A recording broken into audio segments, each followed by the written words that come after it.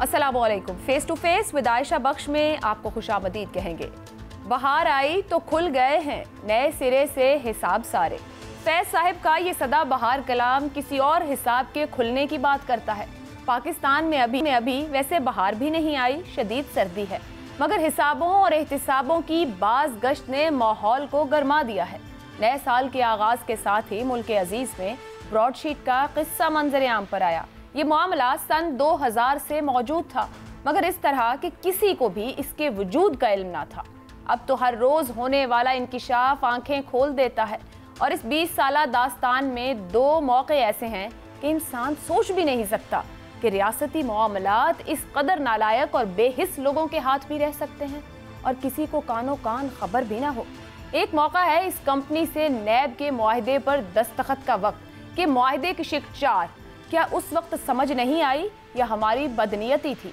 यानी नैब अंदरूने मुल्क होने वाली रिकवरीज का भी 20% ब्रॉडशीट को देने का पाबंद है और मुआहदे पर दस्तखत हुए। नालायकी और बेहिसी की इंतहा। दूसरा मौका 2008, जब इस कंपनी को पहला नजराना, जुर्माना, भत्ता या न जाने क्या दिया गया और देते हुए हमारी काबिलियत और हसासियत ऐसी के उस शख्स को दिया जो कंपनी से ताल्लुक ही न रखता था। इतनी बेरहमी भी कहीं होगी। कौन सा हमारी जेबों से जा रहा है, अवाम का पैसा था, हमें क्या परवाह। अल-अमान अल-हफीज। अब भी रिस्पॉन्स वैसा ही है। ये कहता है सब उसने किया, वो कहता है सब इसकी कारस्तानी। अल्लाह ही रहम करे। क्या रियासतें यूं चलाई जाती हैं, चलाई जा सकती हैं, और कितनी देर यूं चलाई जा सकती हैं। हर दिन एक अलमिये को जन्म दे रहा है। दूसरी तरफ अहम मामला एहतिसाब से आगे हिसाब का है। फॉरेन फंडिंग केस की समाअत इलेक्शन कमीशन का कंडक्ट वाज़ेह कर देगा कि पाकिस्तान में अगला इंतखाब कितना शफाफ और गैर मुतनाज़े होगा। बात तहरीक इंसाफ के 23 मशकूक अकाउंट से शुरू होकर 19 जमातों की तलबी तक जा चुकी है। आगे देखिए, इन्हीं दोनों मौज़ूआत से मुताल्लिक आज हम बात करेंगे। 3 अहम मेहमान आज हमारे साथ मौजूद हैं। जानने की कोशिश करेंगे तीनों मामलात आने वाले दिन में कितना नतीजा खेज हो सकते हैं। जो मेहमान मेरे साथ प्रोग्राम में मौजूद होंगे, शाखावर हैं, माहिर कानून, वकील हैं पाकिस्तान तहरीक इंसाफ के फॉरेन फंडिंग केस को लेकर। अकबर एस बाबर साहब हैं, बानी रुकन है पाकिस्तान तहरीक इंसाफ को के और पिटिशनर हैं इस फॉरेन फंडिंग केस को लेकर जो 2014 में पहुंचे थे इलेक्शन कमीशन के पास। सलीम साफ़ी साहब सीनियर सहाफ़ी और तज्ज़ियाकार हैं, मामलात पर गहरी नज़र रख रहे हैं, इस्लामाबाद से हमारे साथ हैं। जानने की कोशिश करेंगे दोनों केस पनामा 2 बनेंगे या पनामा प्लस, क्या कुछ होने को है। गुफ्तगू का आगाज करते हैं। मेरे साथ इस वक्त इस्लामाबाद से सीनियर सहाफ़ी और तज्ज़ियाकार सलीम साफ़ी साहब मौजूद हैं। साफ़ी साहब, बहुत शुक्रिया वक्त के लिए। एक कमेटी बनाई गई है ब्रॉडशीट के तनाज़े को लेकर, तहकीकाती कमीशन है ये। जस्टिस अजमत सईद शेख जो हैं वो इसकी सरबराही करेंगे। आपकी राय क्या है इसके ऊपर? इस पर बहुत तनकीद भी हो रही है, कुछ इसको दुरुस्त सिमत में दुरुस्त कदम कह रहे हैं। व्हाट इज योर से?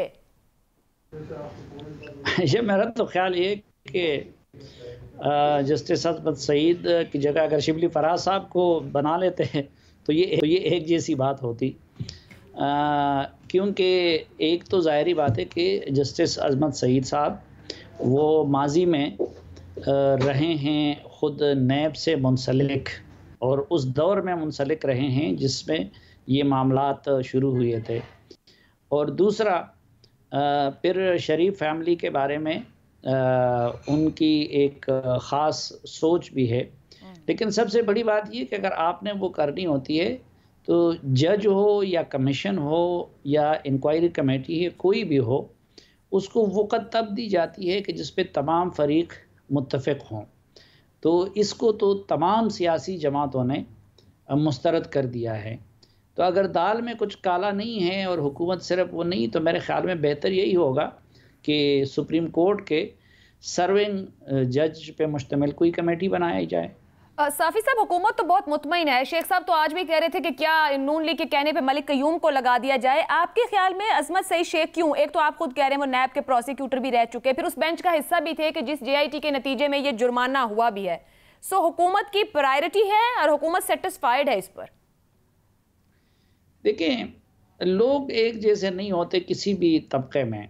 हमारे सहाफ़ियों में अच्छे लोग भी हैं, बुरे लोग भी हैं, और इसी तरह आप अगर देखें तो जजेस में बड़े अजीम लोग भी हैं, डट जाने वाले लोग भी हैं, बड़े कैरेक्टर वाले लोग भी हैं, लेकिन उसमें मसलहतों के शिकार भी बहुत सारे लोग हैं। اور خود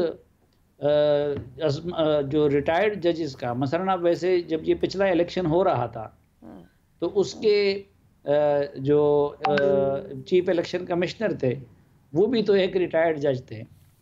اب احتساب جو ہمارا قومی احتساب بیورو ہے اس کے جو چیئرمین ہیں وہ بھی سپریم کورٹ کے ریٹائرڈ جج ہے. لیکن خود ہماری سپریم کورٹ اور ہمارے ہائی کورٹس کتنی مرتبہ ان کے کنڈکٹ، ان کے فیصلوں اور ان کے اقدامات کے بارے میں یہ کہہ چکی ہے کہ یہ پولیٹیکل انجینئرنگ کا ادارہ بن گیا ہے. آپ مسنگ پرسن کمیشن کے حوالے سے ان کا کردار دیکھیں یا آپ الیکشن کمیشن میں ان کا کردار دیکھیں تو میرے خیال میں ایک سپریم کورٹ کا ریٹائرڈ جج تو کیا کہ ویسے بھی کسی خدا خوفی کے شکار عام انسان سے بھی ان چیزوں کی توقع نہیں کی جا سکتی تھی جو ہمارے اس وقت چیئرمین نیب صاحب کر رہے ہیں. تو اگر ایک بندہ پہلے سے متنازع ہے تو یہ تو اس لیے بنتی ہیں کہ بھائی حقائق سامنے آئیں اور دودھ کا دودھ اور پانی کا پانی ہو جائے. تو صافی صاحب کے جو آپ نے دو الفاظ استعمال کیے ہیں نا کہ توقع نہیں تھی اور دودھ کا دودھ اور پانی کا پانی، یہ جو 2000 کا یہ ہمارے سامنے براڈ شیٹ آ رہا ہے اس کی کلوز 4 آپ کی نظر سے بھی گزری ہوگی جو معاہدہ کیا نیب نے اس وقت کہ ملک کے باہر تو باہر اندر بھی اگر وہ کچھ نہ کچھ حاصل کرے گی، ریکوری ہوگی تو 20% وہ براڈ شیٹ کو دے گی.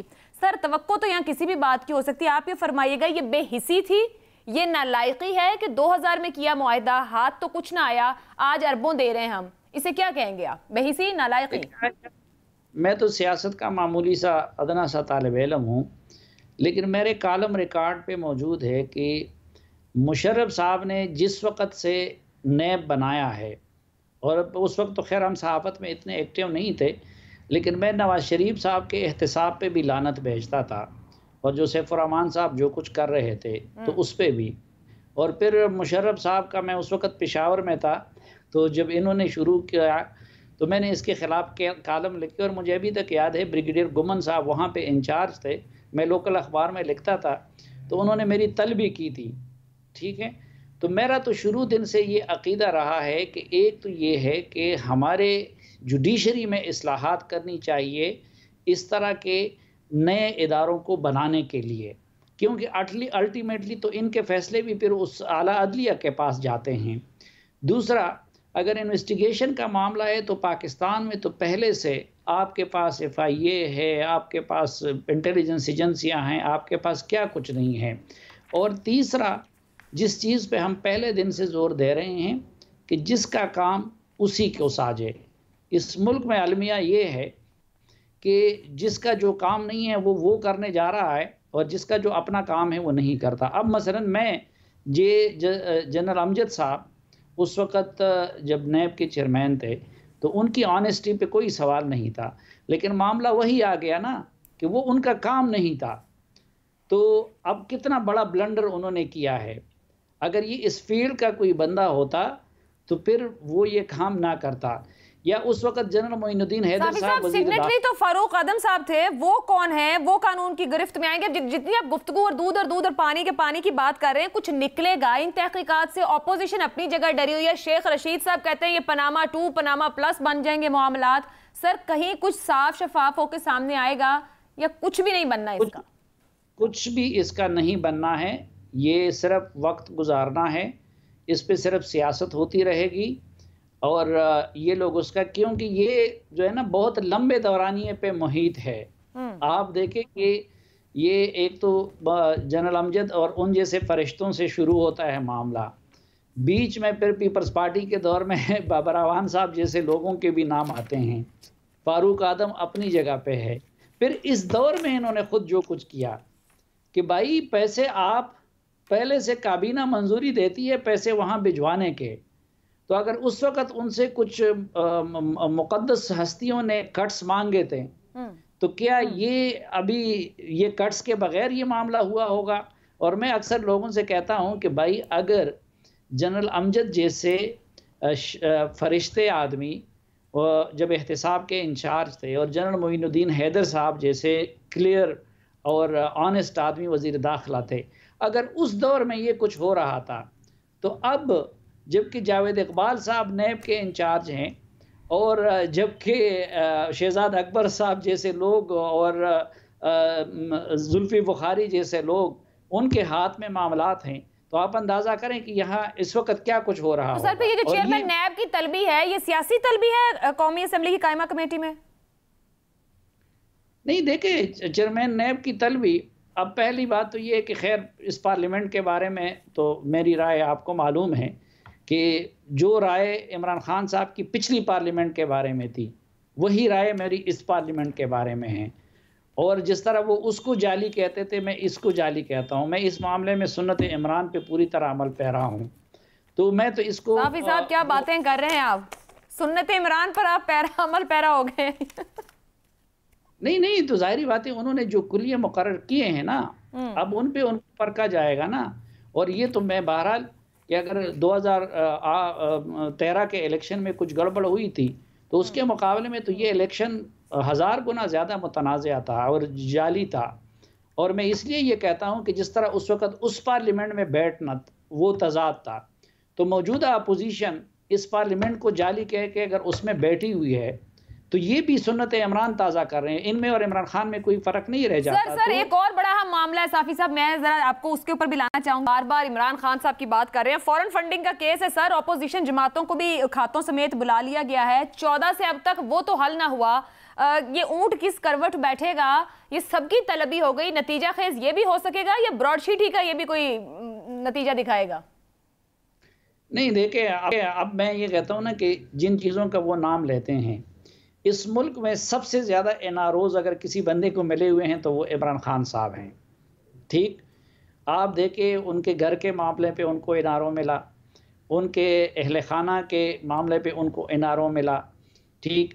یہی کیس تھا کہ جب اس کو سپریم کورٹ میں لے جایا گیا اور وہ جو بابا رحمتیں ہیں جو ہمارے لیے ڈیم بنا رہے تھے اپنے کام چھوڑ کے، تو انہوں نے ان کو انارو دیا، نہ صرف انارو دیا بلکہ اس کیس کو ادھر لے جانے پہ حنیف عباسی کو یہ جو بدترین سزا دے دی گئی، اور الیکشن سے چند دن پہلے لیٹ نائٹ تک عدالت لگا کے ان کو اندر کیا گیا اور پھر مختلف جیلوں میں پرایا گیا، صحیح، تو ان کو تو سزا دے دی گئی، اور یہ معاملہ اب 6 سال ہو گئے اس کیس کے، ٹھیک؟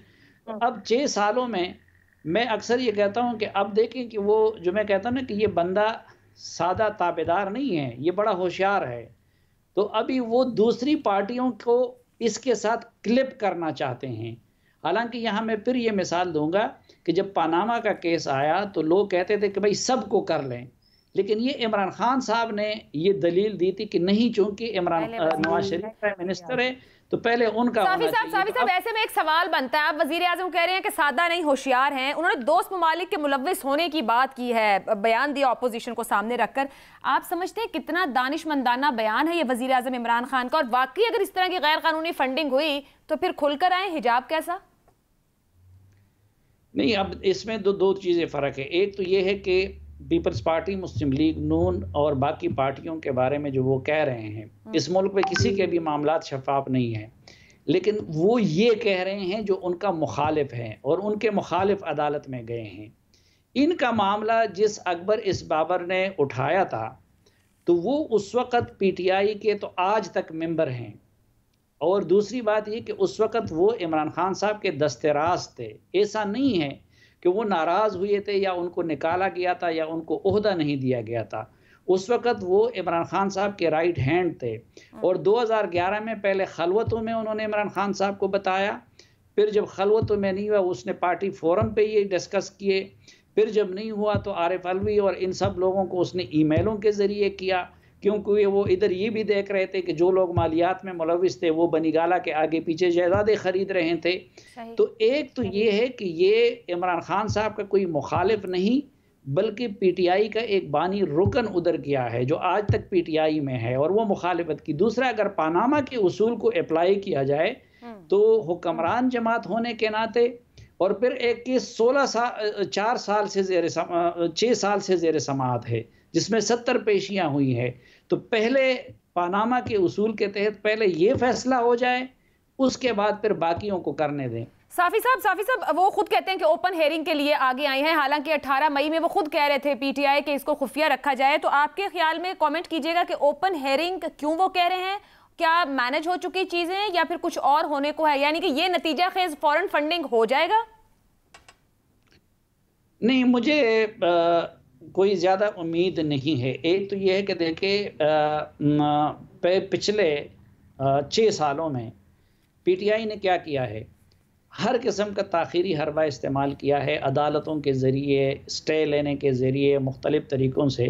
تو اگر آپ کے معاملات اتنے کلیئر تھے، ٹھیک ہے، تو آپ نے مثلاً آپ غالباً اس وقت رپورٹ کارڈ کو کنڈکٹ کر رہی تھی کہ جب ان کی حکومت آئی تو میں بار بار یہ پیشکش کرتا ہوں کہ آپ کمیشن بنائیں صحافیوں کی تحقیقات کے لیے اور آغاز مجھ سے کریں.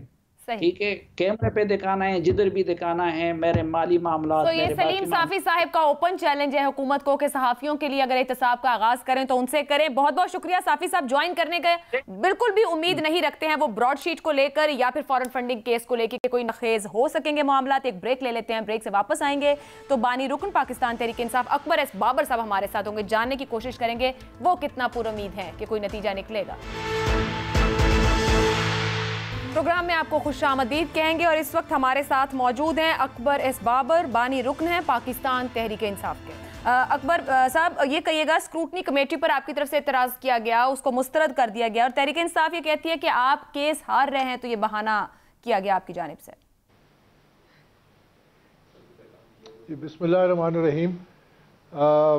دیکھیے وہ تو خیر جو بھی کہتے ہیں، سب سے پہلے تو یہ کہ اس کمیٹی کے بارے میں نہ صرف میں بلکہ الیکشن کمیشن نے خود عدم اعتماد کا اظہار کیا اس وقت جب اسکروٹنی کمیٹی نے سب سے پہلی دفعہ اپنی رپورٹ مرتب کی اگست کی 17 تاریخ پچھلے سال 2020 میں.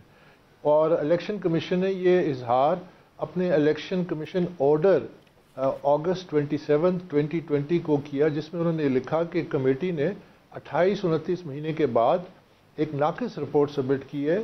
نہ انہوں نے ثبوت کی تحقیقات کی ہے، نہ انہوں نے ثبوت کی تصدیق اور تردید کی ہے. یہاں تک انہوں نے لکھا کہ ہم بڑے مایوس ہوئے ہیں کہ ہمارے احکامات یعنی جو ٹی او آر تھا اس پہ عمل نہیں ہوئے. تو یہ میں اکبر ایس بابر نہیں کہہ رہا، یہ الیکشن کمیشن آف پاکستان اس کمیٹی کے بارے میں کہہ رہی ہے.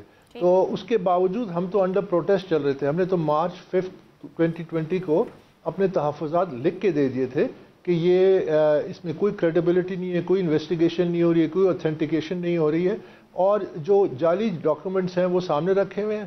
اور پی ٹی آئی کے جتنے مالی انہوں نے جو جمع کرائے ہیں بشمول جو اسٹیٹ بینک سے 23 بینک اکاؤنٹس نکلے ہیں، اس پہ انہوں نے کمیٹی نے لکھ کے دے دیا کہ جی وہ ہم خفیہ رکھیں گے کیونکہ ہم پہ پی ٹی آئی کا دباؤ ہے. تو جب ایک کمیٹی جب تحقیقات کر رہی ہے اور جس کی تحقیقات کر رہی ہے اس کے دباؤ میں ہے تو پھر وہ شفاف تحقیقات کیسے کر سکتے؟ تو اس لیے ہم نے، اور پھر آخری جب یہ کمیٹی میٹنگ ہوئی اس سے پہلے ہم نے ان کو کہا کہ کم از کم آپ جو ثبوت، تو ہم نے سعودی عرب، ڈنمارک، آسٹریلیا، کینیڈا بہت سارے دیے ہیں، لیکن امریکہ کی جو 2 کمپنیاں ہیں اس کی جو ڈپارٹمنٹ آف جسٹس کی ویب سائٹ پہ جو ثبوت ہیں جو ہم نے دیے پھر انہوں نے خود ڈاؤن لوڈ کیے اور قانون شہادت کے مطابق وہ پرائمری ایویڈنس بنتے. تو ہم نے ان کو کہا کہ کم از کم آپ ان ڈاکیومنٹس کو یا تصدیق کریں یا تردید کر دیں. آپ کہہ دیں کہ جی یہ ہمارے لیے قابل قبول نہیں ہے شہادت کے. تو انہوں نے ہم سے وعدہ کیا کہ ہم اگلی پیشی یعنی پچھلی پیشی میں ہم آپ کو ان رائٹنگ دے دیں گے کہ جی ہم اس کو قبول کرتے ہیں یا نہیں قبول کرتے. تو جب پھر پیشی ہوئی تو پھر انہوں نے کہا کہ نہیں، یہ فیصلہ الیکشن کمیشن کرے گا کہ یہ ڈاکیومنٹ جو ہے یہ ثبوت کے طور پہ ایکسیپٹ. تو ان کی تو بنیادی ذمہ داری فیکٹ فائنڈنگ ہے.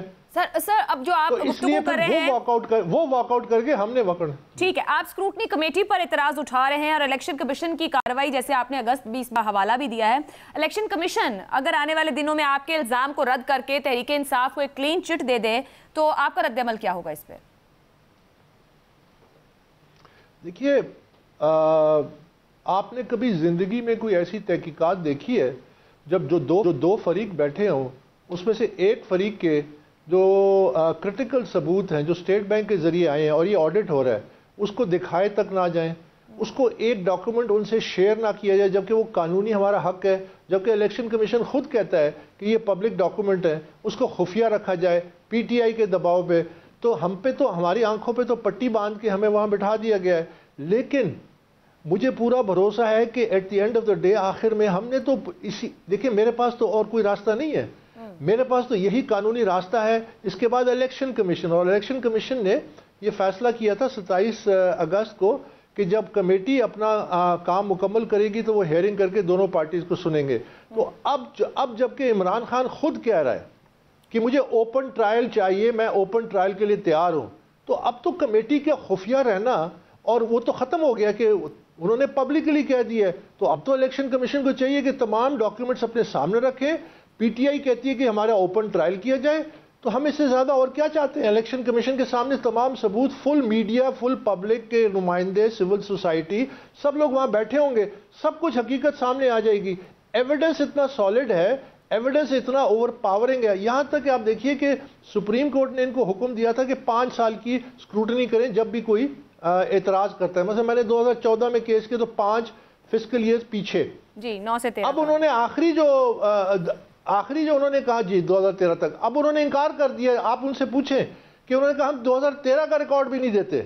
یہ ریکارڈڈ ہے کہ وہ 2013 سے بھی سوال اٹھتا ہے. آپ نے وزیر اعظم کے بیان کی بھی بات کی, آپ خود آن کیمرہ کارروائی کے حق میں ہیں, کیا آپ اس کو لیگلی درخواست بنا کر لے کے جائیں گے کہ جی وزیر اعظم کہہ رہے ہیں کہ آن کیمرہ ہو, کیونکہ ایک الیکشن کمیشن کا بھی موقف آ چکا ہے, تو کیا آپ لیگلی اس کو لے کر آگے بڑھنا چاہیں گے کہ آپ جا کے درخواست دیں کہ آن کیمرہ کر دیں فورن فنڈنگ کو؟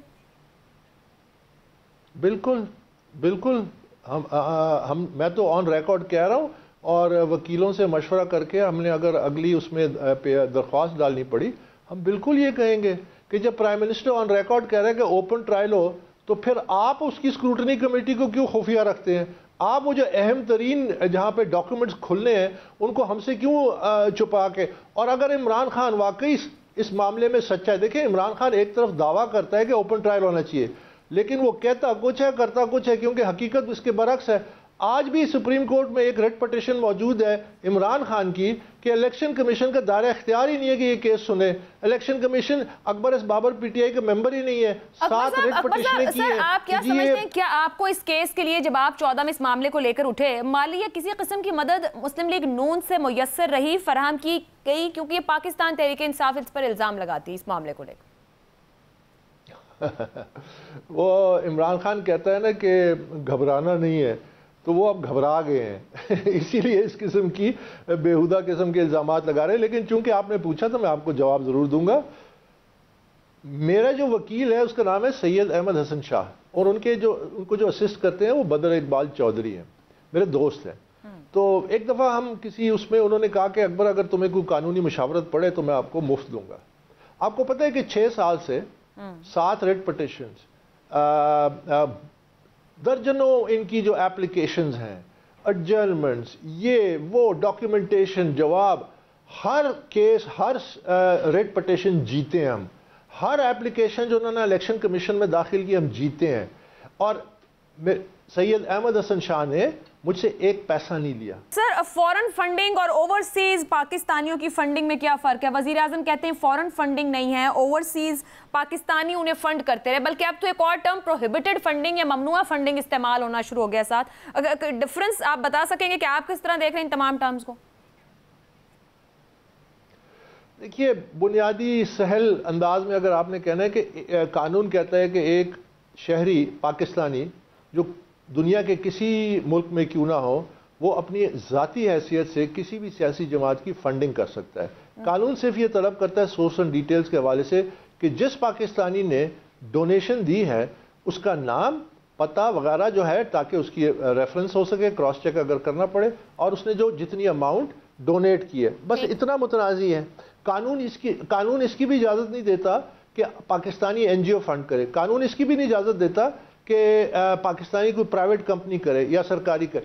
پاکستان, اور اگر آپ باہر جا کے بیرون ملک کمپنیاں رجسٹر کریں, جو کہ عمران خان نے کی, اور پھر اس کے اندر مزید کمپنیوں کی فنڈنگ ہو جس میں غیر ملکی بھی ہو, اور پھر آپ اگر ہنڈی کے ذریعے پورے مڈل ایسٹ سے پیسہ جمع کریں, اور پی ٹی آئی کے پرائیویٹ امپلائیز کے پرائیویٹ بینک اکاؤنٹس میں وہ پیسہ ہے, پھر آپ لنڈن میں فنڈنگ کریں, 2 اکاؤنٹ کھولیں, اس کا 1 پیسہ الیکشن کمیشن میں ظاہر نہ کریں. یہ تمام چیزیں الیکشن کمیشن سے, جبکہ ہم نے ثبوت دیے, عمران نے خود آڈٹ کروایا 2013 میں, میرے تمام ثبوت ثابت ہو گئے. اب آپ اندازہ لگائیے کہ وہ آڈٹ رپورٹ ان کی اپنی ہے. اب وہ کمیٹی میں آ کے کہتے ہیں کہ جی ہم اس کو ڈس اون کرتے ہیں، جس میں میرے تمام ثبوت ثابت ہو گئے، سیمپل. اچھا اب وہ آڈیٹر لاہور میں بیٹھا ہے، آپ بلا لیں اسے، تصدیق کر لیں. اب آپ پوچھیں گے کہ یہ کمیٹی تصدیق کیوں نہیں کرتی؟ جو ہی وہ دستاویزات کی تصدیق کریں گے تو جرم ثابت ہو جائے گا. بہت بہت شکریہ اکبر ایس بابر صاحب. بریک لے لیتے ہیں، بریک سے واپس آئیں گے تو پاکستان تحریک انصاف کے وکیل ماہر قانون شاہ خاور صاحب پروگرام میں ہمارے ساتھ ہیں، اور اس وقت ہمارے ساتھ موجود ہیں شاہ خاور صاحب، ماہر قانون ہیں، وکیل ہیں پاکستان تحریک انصاف کی جانب سے فورن فنڈنگ کیس کو لے کر. شاہ خاور صاحب بہت شکریہ. اسکروٹنی کمیٹی پر شکایت کنندہ کی جانب سے اعتراض کیا گیا، کارروائی رکی، اس کے بعد بحال ہو گئی. یہ فرمائیے گا اعتراض کیا تھا اسکروٹنی کمیٹی پر، اور آپ کی رائے اس اعتراض پر کیا ہے؟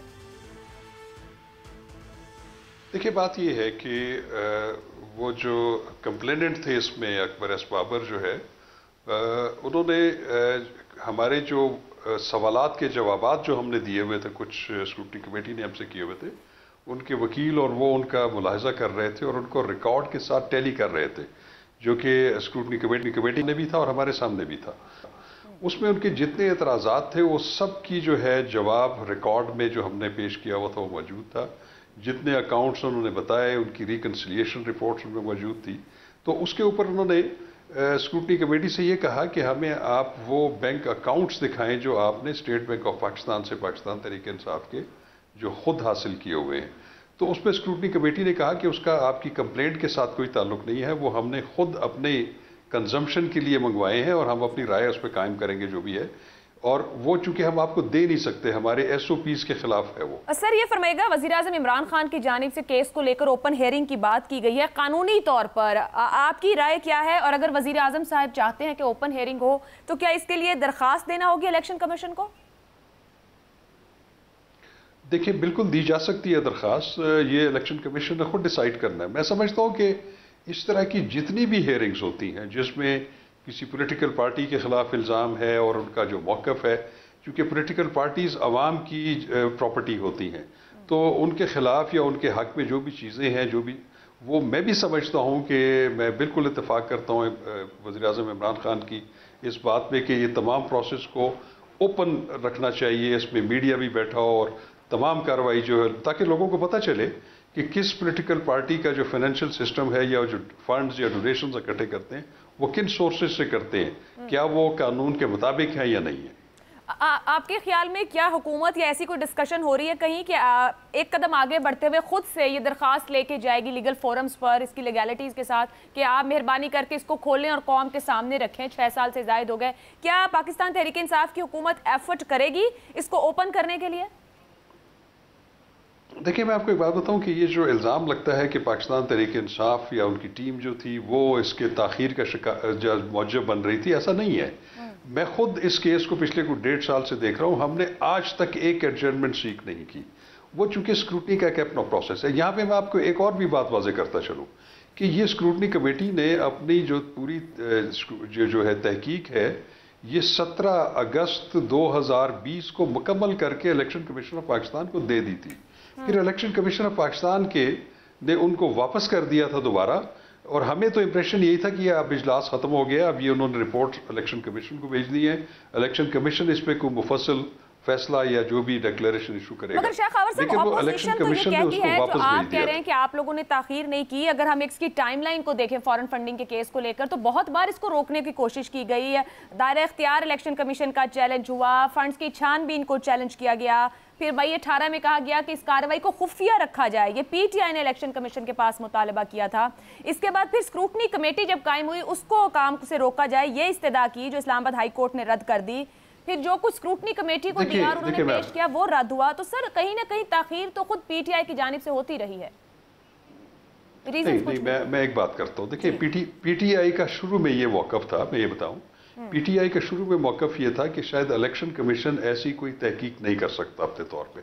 وہ آپ کو یاد ہوگا کہ ایک حنیف عباسی بنام عمران خان ایک کیس ہوا تھا سپریم کورٹ آف پاکستان میں، اور سپریم کورٹ آف پاکستان نے یہ ہولڈ کیا تھا کہ الیکشن کمیشن ایسی تحقیق کر سکتا ہے، وہ بالکل لافل ہوگی.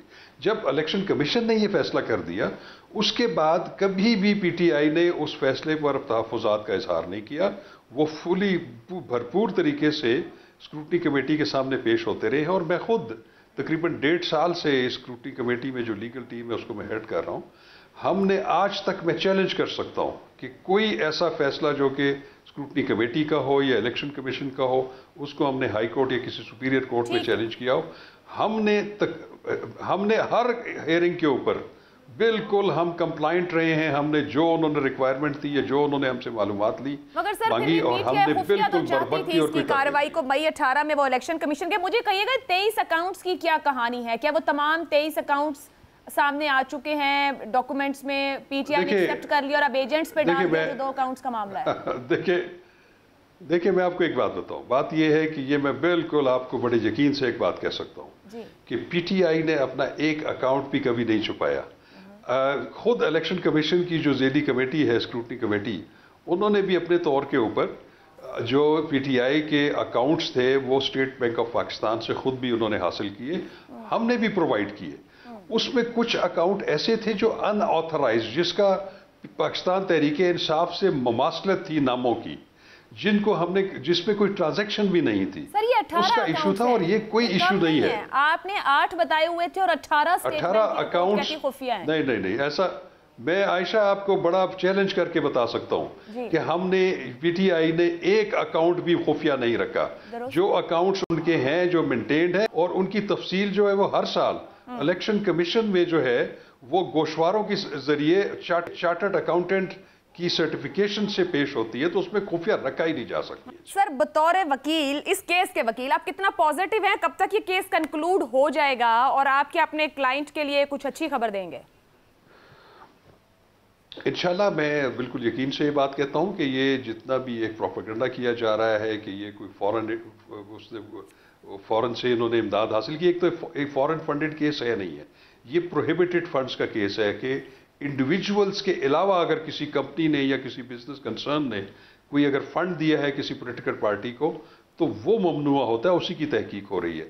تو میرے خیال میں کہ ایسا کوئی ایشو نہیں ہے. یہ زیادہ ایک حساسیت جو ہے وہ پھیلائی گئی ہے. اس میں ایک ہیجانی کیفیت پیدا کی گئی ہے. میں سمجھتا ہوں کہ جب یہ اس کا فیصلہ ہوگا تو سب کو پتہ چل جائے گا کہ ان کے ممنوع فنڈنگ کے بارے میں ان کے خلاف جو الزامات ہیں وہ میرا خیال ہے کہ بالکل بھی درست نہیں ہے. بہت بہت شکریہ عائشہ خاور صاحب ہمیں وقت دینے کے لیے. گفتگو آپ نے دیکھی. آپ اپنا فیڈ بیک ہمیں بھیج سکتے ہیں. مجھے اجازت دیجیے. اللہ حافظ.